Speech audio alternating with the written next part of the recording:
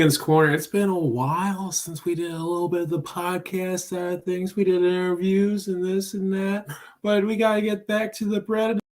I guess not. Oh, there we go. All right. Hi, guys. My name is Michael Deruta, and this is Conrad Meza.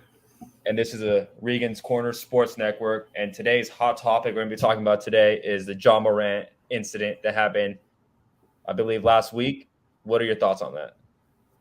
It's just crazy to think about, man. You know, like he's a young kid who's just making his name and making his way into superstardom in the NBA, and just to make a little careless mistake like that, you know. But I mean, like I guess you can say in a way, maybe he still has a little bit more maturing to do. You know, like I'm 22, so I'm right behind him. Like to see a young kid like around our age, like a kid that could be in college still, but obviously like he's in the NBA. Like it's just kind of wild to think that there's like a little careless mistake that really could affect his long run in the NBA and just his name.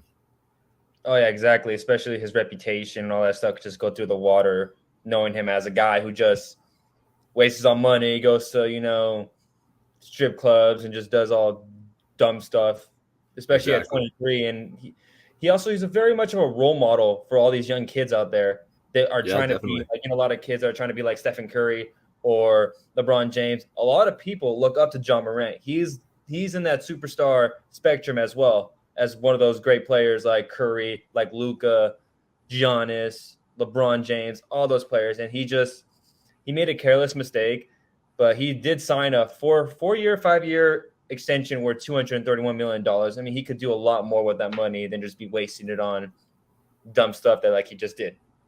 Yeah, exactly. And I know when I was looking through everything, like kind of reading a little bit of like different articles, I forgot who it was that published it, but I know that they stated like one of his statements, like he owned up to his mistakes. He was just like, I made a mistake. Like I take full responsibility, which I think is a huge first step for him to kind of reclaim his name, you know? Any little slip up nowadays, especially if you're a young kid and you're going into superstardom, whether it be in sports and acting, anything at all, the spotlight's going to be on you no matter what, and any negative light on you like can just ruin you very quickly. But I think it's important to own up to it like he did. So I think he's making the right decisions here. No, 100%. But it didn't just happen just there. It was also a 17-year-old filed a lawsuit against Morant after he and a friend allegedly pummeled the teen over a dozen times during a pickup game last July before the hotshots went inside and then returned with the gun visible in his waistband. So he actually had another gun incident where he had the gun in his waist, and then he punched a 17-year-old. That he punched him and his friend pummeled the 17-year-old. Like it wasn't just the other incident too. It was this one as well. Yeah, honestly, I'm not gonna lie. I forgot about that one already. But yeah, like just little. I can't even say little anymore, but just some careless mistakes, you know. Like I said, it may go back to like he needs to mature a little bit more before he like keeps developing. Maybe he needs to develop himself more as a person before he develops himself as a player. As we all can see and know, he has talent. He can go far into this game. He can keep going for years and years to come. But if he keeps making mistakes like these, he can just keep burying himself deeper and deeper into the ground. And before you know it, his name's going to be obsolete in the league. No, exactly, 100%. And I don't think no one wants a cancer like that in the locker room or just in general, because that's not right at all. Exactly. And especially how like nowadays people view Antonio Brown. I mean, he had CTE, whatever you call it, like CTE, like in his head but he was in his later end of his career. Now you got Ja Morant, who's only 23, and I feel like he still has a lot more room to grow, and he has more potential than probably people give him credit for. He made a mistake. Yeah, he was dumb. He was being stupid, being ruthless. But as long as he like owns up to his mistake and he becomes accountable for himself, he can actually get through this and I think he should just take a little time off from the team, even in the playoffs, just take some time. I know you don't want to, no one wants him to be rushing back in there, especially after like all the accusations that just been like displayed on him and all that stuff. But the Colorado investigators just announced saying that they are not going to convict them of a crime because of lack of evidence that there is. So I don't know.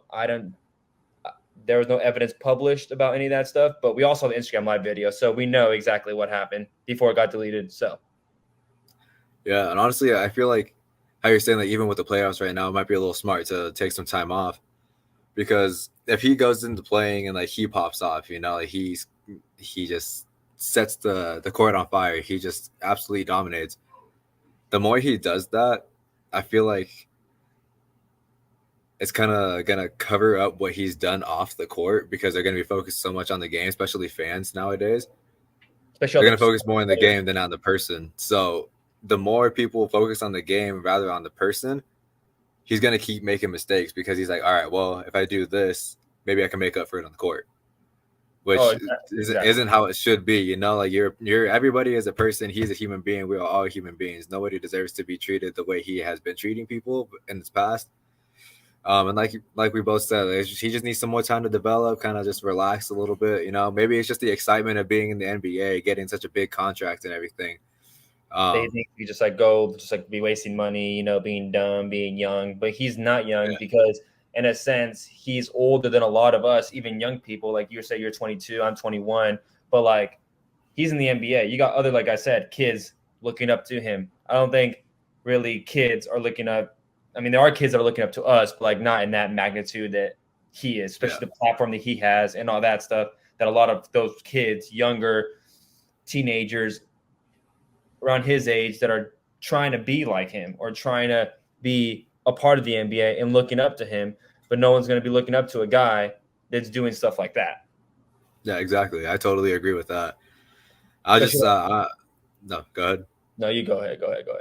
I was gonna say, I just hope that he can figure it out, just set his mind straight, focus on what's really important instead of just acting like a 23-year-old, like he just needs to step up a little bit, mature a little bit more, because like you said, he has little kids looking up to him. He even has like people older than him looking up to him, because he could possibly be the new face of the NBA going on. If he keeps his head straight and keeps developing as a player, he can definitely set the NBA on fire.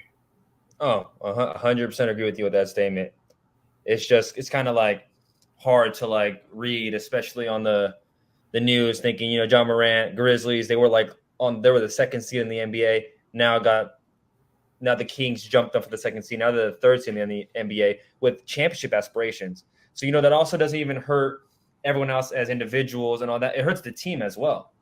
Knowing your star player is doing some stupid stuff that can cause a lot of hey man in the locker room because of what he did.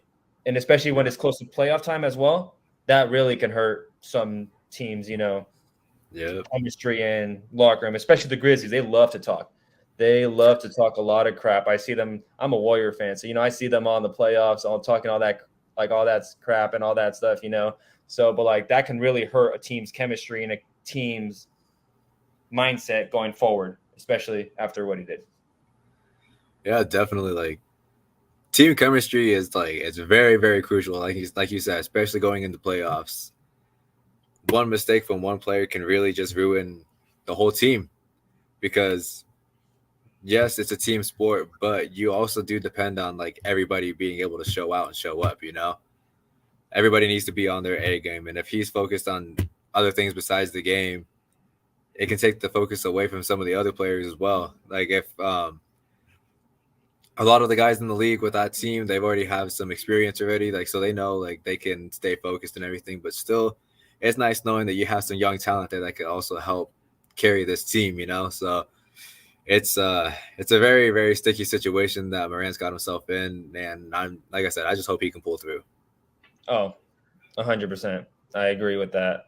But like, it's gonna be a little not off topic a sense, but like it's the same thing, kind of like with the Warrior situation with Draymond Green, how like video TMZ reported that he punched his teammate in the face, type of thing. So like that kind of can like ruin a chemistry between players. Same thing at the John Morant situation happened, can ruin chemistry between the players and the staff and whoever was a part of that, like in that situation, type of thing. Yeah, it's I feel like it's like I said, like you said, team chemistry is super important. if you don't see eye to eye with one of your teammates, you know, like just because you don't respect them off the court, they're still your teammate no matter what. It's very important to just say, hey, like squash the beef while on the court or in the game, whatever it is. Like that's what matters the most. But once you're off, you guys don't have to talk to each other. You don't really have to communicate that much with each other while you're playing, you know, unless there's like a certain play happening, you know, like that's all it is.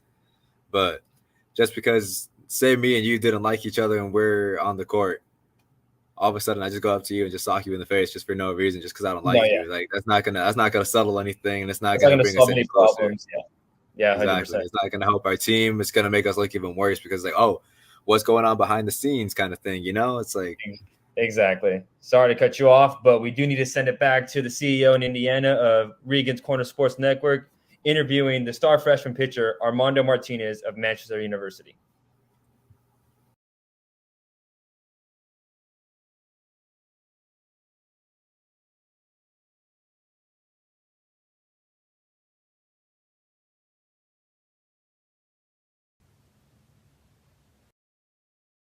First of all, welcome to the lockout. Thank you guys for sending it here in Union Mills, Indiana for station 43 here on Regan's Corner Sports Network. I got the Marquette legend. I got the new freshman of Manchester baseball.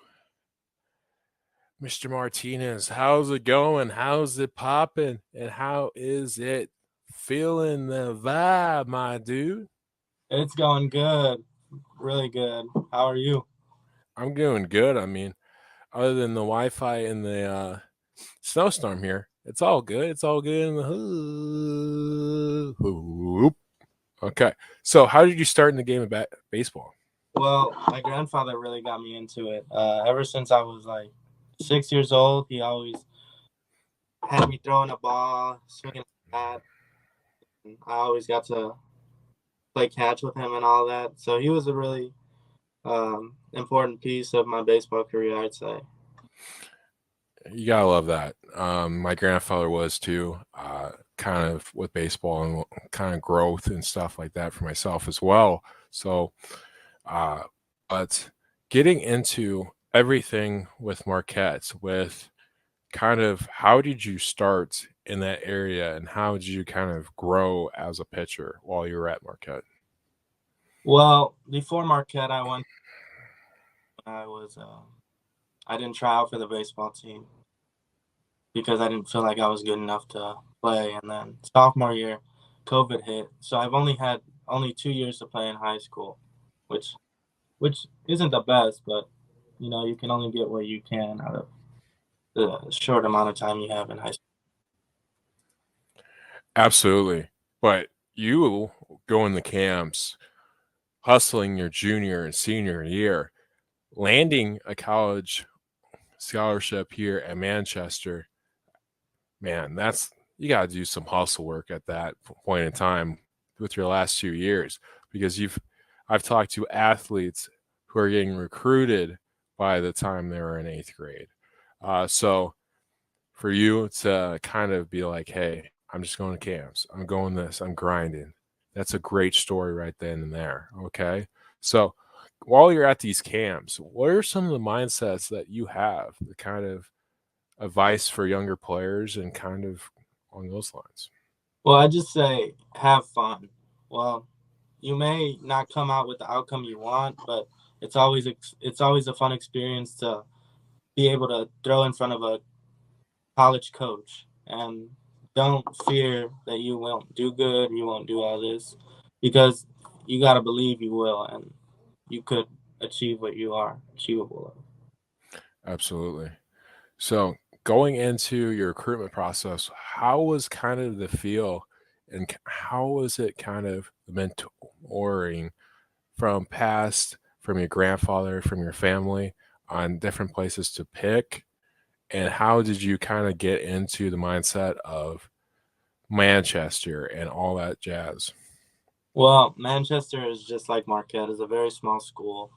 I'm not sure if less than 5,000 people come here.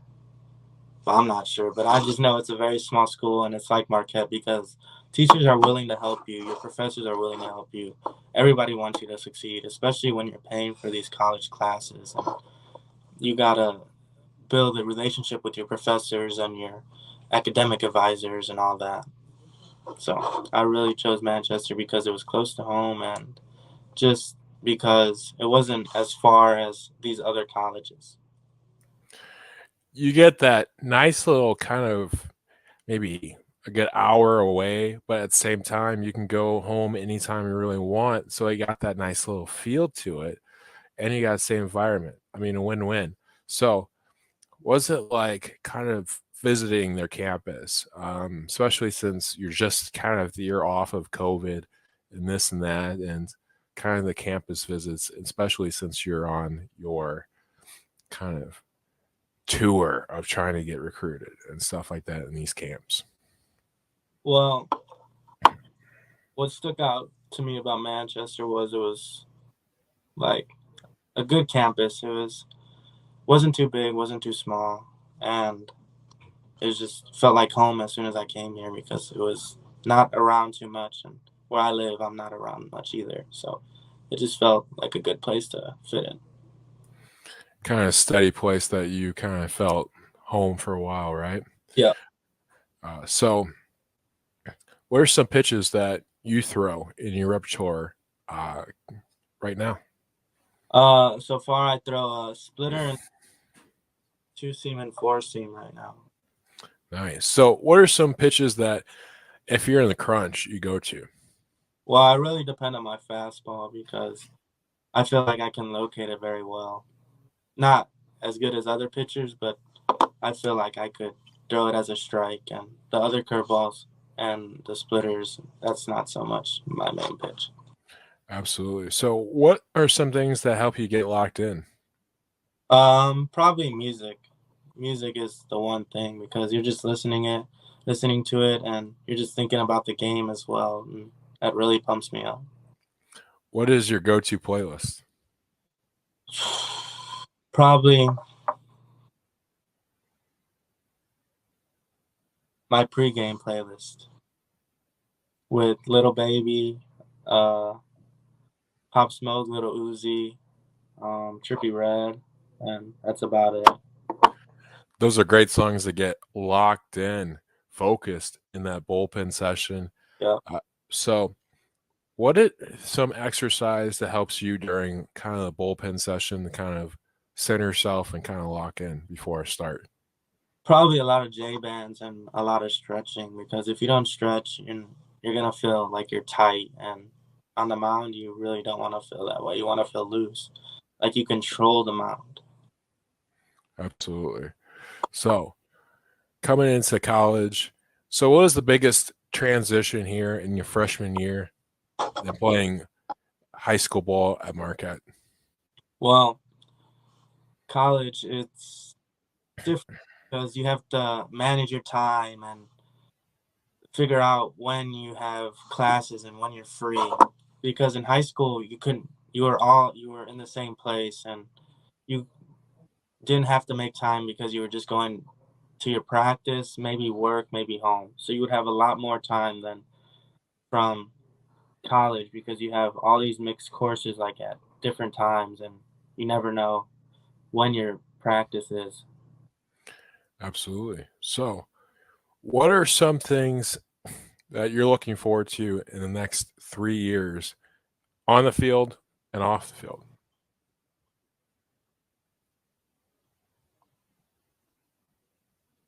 Well, looking forward on the field is probably getting better as a pitcher and team. And then off the field is just maintaining my grades. That's a big thing about being a college athlete is that you have to maintain your grades in order to be able to play, especially in high school. That's the same way. Absolutely. So what are some things kind of you do off the field and kind of that helps you kind of relax and stuff like that? Because playing baseball year round, going to school, going to class. It can be kind of a tedious kind of rotation kind of thing. Yeah. Well, I really like hanging, especially my roommate. He came from the same school as me, and he's a pretty cool dude. And it's always a fun time when we hang out and just get to catch up on each other. Absolutely. So, what are some of your superstitions before start? Explain what you mean by superstitions. Like, So, for superstitions, like I have to put like one sock on different, or I am rubbing a leprechaun like doll, the head of the like a leprechaun doll before a swim meet, or stuff like that. Like kind of little kind of torques or tweaks or stuff like that what you do before every game, kind of for superstition. well, before every game, I listen to the same song like 5 times. Okay. So on this, we'll do the lockdown. Okay. Usually on Regan's Corner, we call this the hot corner. But we're going to get to know you a little bit more. Okay. So what is your favorite fast food place? Probably Panda Express. Oh, we can't beat that. So who's your favorite pitcher of all time? Chris Sale. Okay. I like it. So what is your favorite sports movie of all time? Benchwarmers. Oh man, you can't go against that. Okay, Johnny boy and Spady boy. Okay, you can't go against that. I mean, that's one of the greatest movies of all time. You know, Carlos. Oh yeah. Oh boy. So let's see here. What's your favorite go-to meal? Probably pizza rolls. You can never go bad on pizza rolls. For sure. So what is your major? Sports management. That's what. So what are some things you want to do with the sports management? Well, I haven't really decided yet, but I haven't really decided on what I want to do yet with my sports management career. I haven't looked at the opportunities I can get yet. Absolutely. I mean, this is the time to kind of look at stuff as a freshman. So what are the kind of outlook that we can see here at Manchester for you in the next 4 years on the mound? Hopefully I can rack my innings up a little more, but getting a chance every so often is a blessing. Absolutely. Something I really like to do. Absolutely. So you're welcome anytime here. And if you need any internship possibility with sports management, I'm your guy here at Regan's Corner Sports Network, being the co-CEO of Regan's Corner Sports Network and the founder. But we'll send it back to the boys from Lockdown and have a great lockdown opportunity for you guys as well in the new cycle.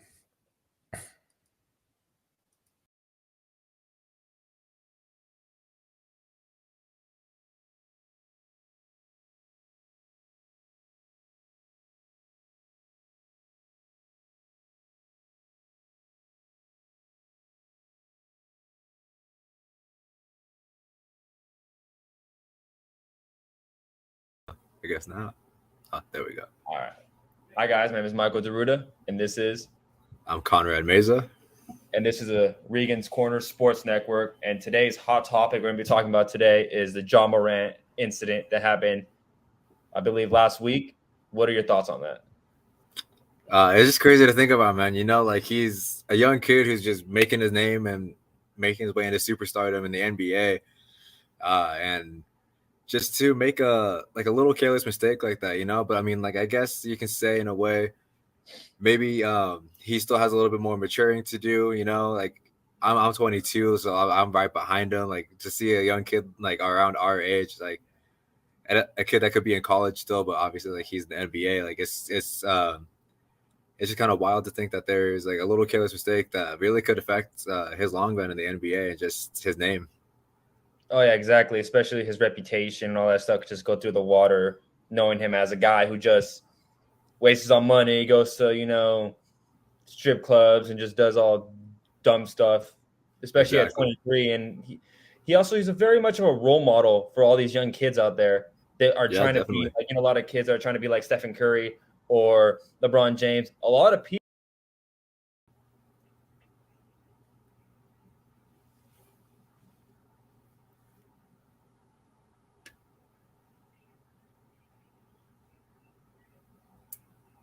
Now for the news cycle going up.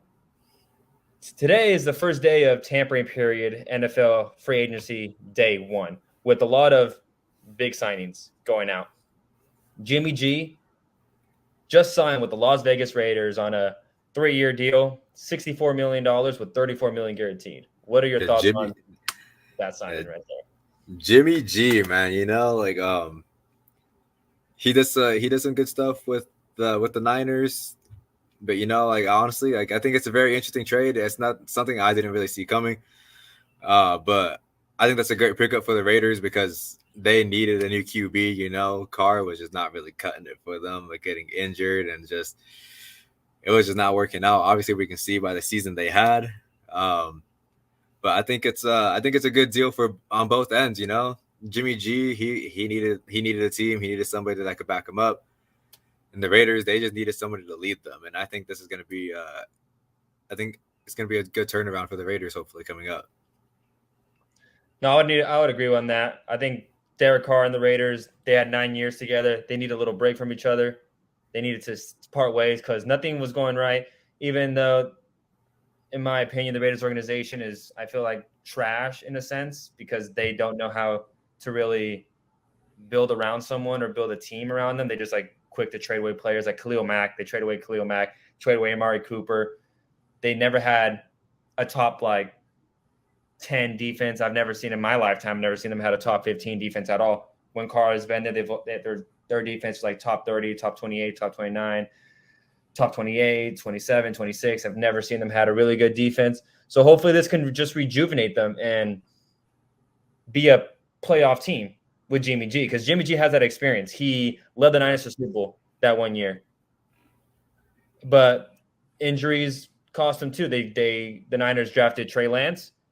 Then they also drafted a quarterback, Purdy, who emergence is actually pretty spectacular, becoming Mr. Relevant, the last pick in the 7th round draft to lead the team to the divisional round before getting eliminated. So I not the AFC Championship, but still, it's a pretty good pickup by the Raiders, in my opinion. But I do know for a fact the Raiders are going to be drafting a QB because this is just a 3-year deal. I guarantee you they're going to want a quarterback in that draft class, whether it's Anthony Richardson. No, for a fact, it's not going to be CJ Stroud or Bryce Young because those two quarterbacks are going to go number 1, number 2.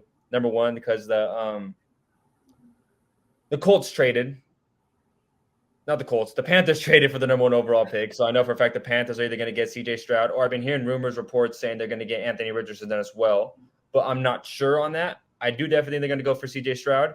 But who knows? It's a draft. Anything can happen in the draft, Yeah, that's very true. Drafts are sneaky, man. You never, like you said, you never know what's gonna happen. All of a sudden, like this team's going into this guy, boom, across the country. Like you never would have saw them coming. Just like all of it, like a team that nobody cares about for the most part, or like one of the most hated teams. Like they pick out the number 1 prospects, and all of a sudden that franchise just turns around, and they get the revenue, They get more fans. All of a sudden, before you know it, they're a playoff contender. And what's insane too now is the backup quarterbacks going off the board. Like you got Jarrett Stidham has agreed to a 2-year deal, $10 million with the Broncos, and Mike White, the quarterback for the backup quarterback for the Jets, just signed with the Dolphins on I believe a 2-year, 3-year deal with the $16 million with the Dolphins. And that just goes to show you that after what happened to the Niners and all the injury quarterback problems that just happened, they ended up needing a quarterback in the very end in that AFC Championship game because Brock Purdy got hurt and they had no other quarterback. The only quarterback they had was Josh Johnson. But Josh Johnson is, no offense, he's an NFL player, so you can never take that away from him, but he's not a quarterback that you can rely on in a big game like that. So that just goes to show you how valuable now backup quarterbacks are, because if your starting quarterback gets hurt, you need to have a reliable backup on your team to be able to lead the way. And actually, same thing like kind of shows you like in the Super Bowl with the Eagles. Carson Wentz got hurt, right? No one thought the Eagles had a chance, but they had a reliable backup who knew their system in Nick Foles. And guess what? They beat the Patriots in the Super Bowl that year with the backup quarterback. Yeah, that was a crazy Super Bowl. That was a great one. Like a great. They were down, right? That was a great comeback for them, or were they? Or they held the lead. I honestly, they were up. The Patriots started to come back a little bit, and then the Eagles kind of pulled it away in the end. Yeah, that was, like I said, like I remember the game for the most part, not detail for detail, but I remember that was a great game to watch, be a part of. So, yeah, it is crucial to have somebody you can rely on. That's for sure. Oh, 100%. So that's just showing that we're just going off the day one of the free agency frenzy right now. The Niners just signed Sam Darnold to a 1-year deal. That's insane, thinking that they have Brock Purdy and Trey Lance on the QB roster. So what are I honestly don't know what the Niners are trying to do by signing Sam Darnold. Like, are you having a 3-way quarterback race with Brock Purdy, Trey Lance, and Sam Darnold? Is that what's going to happen right now? Or you think, because I knew Purdy and Lance were going to battle for the starting job, but what if Sam Darnold emerges in preseason and shows that he can play and fit in that Shanahan offense? Because I think he can actually fit in that Shanahan offense. I just don't know what are they trying to do. They have the number one defense in the NFL, but I just don't know what they're doing at the quarterback position right now. Yeah, it's definitely just I can't even say a coin flip because the coin only has 2 sides. Now they added a third, and so like it's another, I don't know how else to say, another sticky situation kind of thing, at least for those 3, They're all fighting for one position, and then whoever doesn't get that starter, who's going to be the backup? Like, do they want to be known as like, oh, I'm the third string, or like Exactly. It's going to be a dogfight for sure. So it's going to be very interesting to see what happens with the Niners when season comes around. And then what do you think about Tom Brady unretiring or staying retired? Man, I hope he stays retired. Like, don't get me wrong, man had a hell of a career. He did great. He put up amazing numbers, but man's really just, in my opinion, he kind of like ruined his life by unretiring, and he didn't even make it to the Super Bowl. So it's, I just hope he can live his life how he wants from now on, I guess. I just hope he can stay happy, but it's time for someone else to take the spotlight. But yeah, he's still going to tip the cap. Yeah, exactly. Patrick Mahomes might be taking that spotlight. It's he's a kid that he can chuck it. Oh, he's smart. 100%. He can run it. He has that shortstop ability to throw off balance. Like that's helped him a lot from especially him. in the Super Bowl when he played against Tom Brady in the Buccaneers in the Super Bowl. Because the Chiefs' offensive line wasn't doing anything that game. They were getting Mahomes sacked, trying to get run for his life, with one leg, all that type of stuff. And he still was making throws. I've never seen anyone make a throw like that before, ever. No, exactly. Like his athleticism is off the charts. Exactly. And then now, like, imagine how Daniel Jones got a 4-year deal, $160 million. And to be honest, I don't think Daniel Jones is that. I mean, he's an okay quarterback. I wouldn't necessarily say he's a great quarterback, but that just goes to show you, what is Justin Herbert going to get? What is Joe Burrow going to get? What is Lamar Jackson going to get? Like, those quarterbacks right there are 3 times, 4 times better than Daniel Jones at quarterback. Better arm strength, better stature. They just have better overall team in general and better overall player. Like, I don't know else how to put it, but like, what contracts are they gonna look like? They're gonna need to be in the high 200s like kind of like like a Mahomes contract that he got like $500 million. I think that he signed like a $500 million deal. I think so. Yeah. Am I tripping? I think he signed a $500 million deal.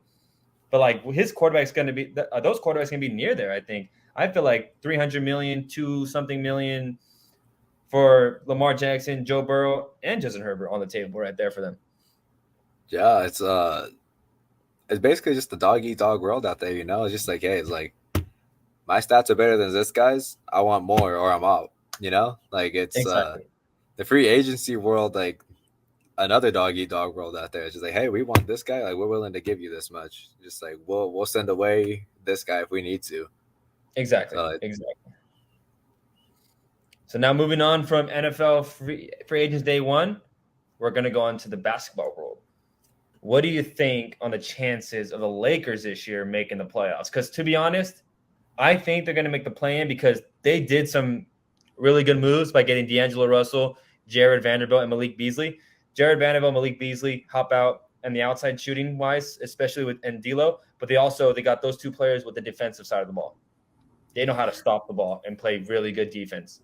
But then you also add Anthony Davis there. If Anthony Davis can stay healthy, to be honest, I think Anthony Davis is the key for the Lakers to be a successful playing team and hopefully make the playoffs. Because if Anthony Davis gets hurt, Anthony Davis, when healthy, is averaging over 30 points a game with at least 10 rebounds. So if he can stay healthy, I feel like the Lakers couldn't be a threat to any of the top teams in the Western Conference. I feel like, because the Lakers they really won that deadline. Yeah, honestly, I agree with you there. Well, I mean, we all saw it during the regular season too. Like when AD goes down, just the Lakers go down. Like everybody's like, oh, like everybody focuses on LeBron. Don't get me wrong, LeBron is a great basketball player. But it takes more than one guy to win an NBA game, And plus, LeBron, like, although he performs very well for a guy at his age in the league, he is slowing down compared to what he used to be, And he can only do so much on his own. He needs at least somebody else to help get those rebounds, score other points, Like, it's not up to just him. It's a whole team effort. And right now, when AD's down, it's literally basically just LeBron as the Lakers at that point. But I agree with you. The trade deadline, those are great pickups right there for the Lakers. It's helped them boost their morale a lot, and I think that surprised a lot of Laker fans, especially myself. I'm not very huge into basketball, I'll be honest, but like little things when I'll notice into it, it's just like when I heard that the Lakers might make the playoffs, I was like, what? I was like, were we not like last place or whatever? Like, and that just obviously. The Lakers were 13th in the Western Conference. Now I believe they're 9th in the play-in bubble right now. They would be in the play-in right now. Yeah, it's insane to see. It's just like, like they turned it around. They surprised me, that's for sure. Like, and like you said, a healthy Davis is a healthy Lakers, and I think if he can stay healthy, which I am praying that he does, they can go far and make some damage. That's for sure. Oh, I believe so too. I think that Laker team. But the issue is right now is LeBron's hurt too. LeBron's out for 3 weeks right now. So they're going to need, like I said, Anthony Davis to stay healthy. Because if Anthony Davis goes down between now, before the regular season, and it's like, let's say 10 games left, 12 games left, whatever the case may be, you need Anthony Davis for those final 10 games. Yeah. You're not going to rely on D'Lo, Jared Vanderbilt, Malik Beasley. I mean, Austin Reeves in the bench is stepping up big time. He is. But that's not going to be enough, especially how Anthony Davis can space the floor. He's a big man, but can also, still pass. He can shoot the mid-range game. So it opens up a lot for the other players too as well. But like I said, you're not going to have that luxury if AD is not healthy. And I think AD is a big piece of that Lakers success in the Western Conference and in the play-in. Yeah, exactly. There you go. So now moving on to the World Baseball Classic. Yes, sir, man. Has it been a ride, man? Wow. I personally went to the USA Great Britain game over on Saturday at Chase Field here in Phoenix. Man, what a game. Great Britain, not gonna lie, not the greatest team, but they pulled out with the win today after being 0-2 to keep them alive, hopefully in the World Baseball Classic. They beat But number one Colombia, by the way. Yeah, which was a total shocker to me. I was like, wow, like of all teams they could have beat, like Colombia has just been on fire. Like their first loss so far in the tournament. It's just their lineup is insanely stacked. Their rotation is amazing. I don't know how else to say it. Like they're just a great, amazing team. They're definitely going to go far into this tournament if they keep it up. This loss to Great Britain might have rattled them a little bit. They probably might have had the same mindset as me, just like how. But you know what? It's on to the next. You just shake it off and you keep going. Team USA. I want to talk about them for a minute. My goodness, is their lineup amazing. Even their bench players, amazing. Like they, on paper, they're the Avengers of baseball right now, like of the USA. Like we got Captain America, Mike Trout himself, the captain of the US.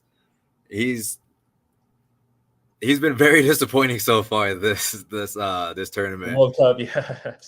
He's I think he barely got his first hit last night in the late innings of the US and Mexico game. We got demolished by Mexico 11-5. It was worse. We finally scored a few runs in the late innings of the game. We almost started a comeback, but we couldn't complete it. But before but you must be concerned though about the pitching staff of Team USA because they're not good. Yeah, right now our pitching staff is also disappointing, not gonna lie. We had Clayton Kershaw. They let him go because they basically said, you're a little too old for us right now. If you get injured, we don't want to be liable for you. And they kind of kicked him off, but they had him basically just resign himself. I know we were in the talks with getting like Verlander, Scherzer, and like some of the other big name pitchers that are in the league right now, but they just didn't pan out, unfortunately. And right now we're stuck with what we have. Our bullpen is decently solid. Starting rotation, it's a little iffy. They can get it done if they need it, if they can, but with a bunch of young teams that they go against in this tournament, they need a lot of stuff and what feels like a lot of luck to stay alive in this game. Oh, 100%. It's kind of like a FIFA World Cup type of feel to it because there's 4 pools. The top 2 from each pool make it to the next round, which means the other ones are out. The other 3 are out from each pool because I think there's 5 teams in each pool, if I'm not mistaken. Yep. So then the other 3 are out, and the other 2 make it to the next round. Yes, sir. And then it'll be like Pool A play Pool C, and then Pool B play Pool D type of thing. Yeah. So right now, as it goes, let's see. And the pools are gone. Right now, it's just a race, like Japan right now. They go on to the semis. They're 4-0. They are on fire right now. They are being carried by Shohei Ohtani on the mound. Excuse me, mixing up my terms. Mm-hmm. On the mound and at the dish, my man's can just rake. He does amazing. And then they also have Lars Nootbaar from the Cardinals. I was about to say Phillies, but from the Cardinals. He has been popping off in this World Baseball Classic. He has been doing amazing, and they have both contributed greatly to this team. A lot of other names, like myself included, a lot of people don't know the other players from Japan because they're from Japan. But they have all been contributing, like, I can't even say little by little. They've all just been contributing greatly to their causes right now, and it's showing. So they're, like I said, they're 4-0. They're doing great things right now. That's good to hear. I love to hear that. But sorry to cut anyone off. I did just receive some breaking news regarding John Morant.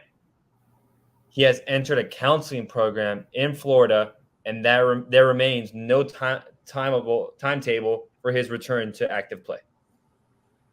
Wow. So, you know what? I respect that a lot. I'm glad that he's doing that. He's getting the help that he needs, and I'm hoping that he just turns out for the better of it, I hope that helps his mental state and his physical athletic state, and I hope it just carries into him being a good young man that like everybody wants him to be, you know? 100% agree. Well, that would do it for today's podcast. Thank you for hunkering down with us. Every video podcast will be on Thursday on YouTube, and every Tuesday it'll be available on Spotify and Apple Music. Make sure you tune in and see y'all next week. My name is Michael Deruta, and this is I'm Conrad Meza. Thank you guys for tuning in. Appreciate you guys. Thank you.